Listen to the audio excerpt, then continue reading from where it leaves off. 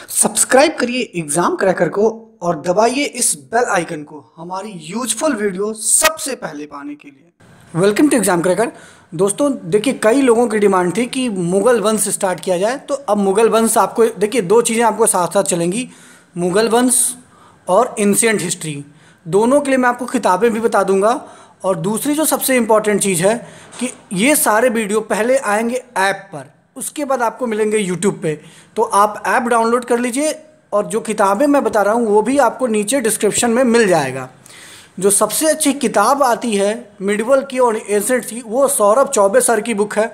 मैंने खुद पढ़ी है और काफ़ी अच्छी बुक है। तो वो तो अभी ऑनलाइन नहीं है, लेकिन एक दो दिनों में ऑनलाइन हो जाएगा और काफ़ी अच्छी बुक है। आप उसे एक बार पढ़िएगा और अपना फीडबैक भी दीजिएगा। तो ये सारी वीडियो पहले मैंने बताया है आपको कि ऐप पर डाउन मिलेगा आपको, तो ऐप आप डाउनलोड कर लीजिए, नीचे डिस्क्रिप्शन में लिंक है। तो आइए चलते हैं हम अपने बाबर, मुगल वंश का संस्थापक जो था वो बाबर था। तो आइए चलिए अपने पहले स्लाइड की तरफ चलते हैं हम लोग। तो देखिए ये है आपका मुगल वंश और इसको पूरा हम लोग डिटेल में पढ़ेंगे, एक एक जो इम्पोर्टेंट चीज़ें हैं। देखिए ये है बाबर के बारे में कुछ विशेष बातें जो आपको याद रखनी है एग्जाम के टाइम में। मुगल वंश का संस्थापक कई बार पूछा है कि मुगल वंश का संस्थापक कौन था? बाबर। 1526 से 1530 ईस्वी तक इसका कार्यकाल था। ठीक है, जो बाबर का पूरा नाम था वो था जलालुद्दीन मोहम्मद बाबर। क्या नाम था? जलालुद्दीन मोहम्मद बाबर। बाबर का जन्म 14 फरवरी 1483 को परगना में हुआ था।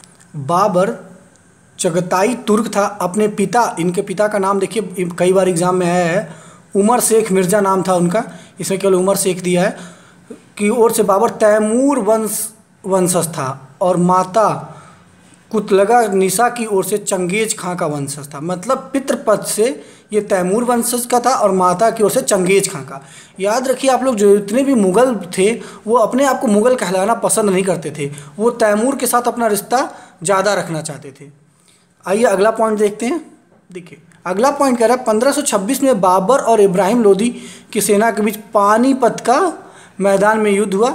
इसी युद्ध को पानीपत का प्रथम युद्ध कहा जाता है। मोस्ट इंपॉर्टेंट है, कब हुआ था? 1526 में, याद रखिएगा इसे। इस युद्ध में इब्राहिम लोदी मारा गया और बाबर ने मुगल सत्ता की स्थापना की। पानीपत का युद्ध भारतीय इतिहास में प्रमुख युद्ध था। इसके पश्चात ही भारत में मुगल सत्ता की स्थापना हुई। मतलब इसी युद्ध के बाद भारत में मुगल सत्ता की स्थापना हो गई, पानीपत के प्रथम युद्ध से। चलिए, बाबर ने जो उपाधि दी उसमें पादशाह की उपाधि लेनी शुरू किया था।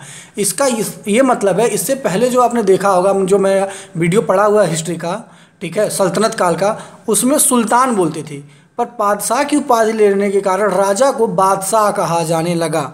बाबर ने अपनी आत्मकथा भी लिखी थी जिसका नाम था बाबर नामा। आप इसे याद रखिएगा, बाबर की जो आत्मकथा थी उसका क्या नाम था? बाबर नामा। उसको उसने तुर्की भाषा में लिखा था, ये भी आप याद रखिए। ये बहुत बार पूछा और किताबों में, बहुत कम किताबों में आपको मिलेगा भी ये, कि तुलगमा नीति क्या थी जिसकी वजह से बाबर सक्सेस रहा था। तुलगमा नीति के अंदर सेनाएं जो होती थी वो तीन ओर से आक्रमण करती थी। आप लोगों ने जो टीवी सीरियल या पिक्चरों में देखा होगा आमने सामने लड़ाई, लेकिन इस तुलगमा नीति में सेनाएं जो होती थी वो तीन तरफ से आक्रमण करती थी। बाबर के 4 पुत्र थे, हुमायूं, अस्करी, कामरान, हिंदाल, एवं एक पुत्री थी गुलबदन बेगम थी। देखिए ये पेज जो देख रहे हैं बहुत ही इंपॉर्टेंट है, मोस्ट इंपॉर्टेंट पेज है। ये मुझे मिला था फेसबुक से, इसलिए मैंने रख लिया। जिनका भी है उनका बहुत बहुत धन्यवाद। इसमें देखिए सब कुछ एक ही पेज में किसी तरह से ट्रिकी वे में, ये कह सकते हैं आप ट्रिकी वे है, सब कुछ को याद रखने की ट्रिक इसमें आपको मिलेगी। 1526 से 1857 तक मुगल वंश था, आप जानते हैं। चलिए एक एक करके देखिए। बाबर देखिए जो मैंने बताया है, ठीक है, ये आपने पढ़ लिया। बाबर के और 4 पुत्र थे, एक पुत्री गुलबदन बेगम पढ़ लिया। बाबर का भारतीय अभियान ये भी आपने पढ़ लिया, 4 अभियान उसने किए थे, ठीक है। प्रथम अभियान ये देखिए 1519 में हुआ था। इसमें 2 स्थान बाजौर और भेरा को जीत लिया था। अब बाजौर के युद्ध में सर्वप्रथम उसने तोपों का प्रयोग किया था। तो कई बार पूछता है कि सबसे पहले तोपों का प्रयोग किसने किया था? तो बाबर ने। अब बाबर के पुत्र थे, उनके याद रखने की क्या ट्रिक है जरा वो देख लीजिए एक बार। अस्कान, हिंदाल, कामिन, हुमायूं है बाबर का पुत्र। तो इसके देखिए अस्करी, कामरान, हिंदाल और हुमायूं, ये उसके पुत्रों को याद रखने की ट्रिक है। ठीक है, आइए बाबर द्वारा लड़े गए जो युद्ध हैं उनको देखिए। 2 ट्रिक है इसमें। पहला जो ट्रिक है ये नंबर 1 पे, पानी ला दो खाना के संग। तो ये देखिए, जो पानी से पानीपत का युद्ध किसके साथ हुआ था? लादो से मतलब इब्राहिम लोधी, खाना मतलब खानवा का युद्ध, के संग मतलब राणा सांगा। तो 2 युद्ध आपने यहाँ देख लिया, 2 युद्ध हो गए। चंदा राय करें घर गानों को तंग, ठीक है, तो इसका मतलब है चंदा राय से हो गया चंदेरी का युद्ध, और राय से मेदनी राय के बीच हुआ था। घर गानों मतलब घाघरा का युद्ध, और किसके साथ हुआ था? अफगानों के साथ। तो ये 2 ट्रिक हैं बहुत ही इंपॉर्टेंट। और आइए कुछ बातें इधर देखिए। बाबर द्वारा धारण की गई उपाधियाँ, बाबर करे धारण गाजीवाद कलंदर।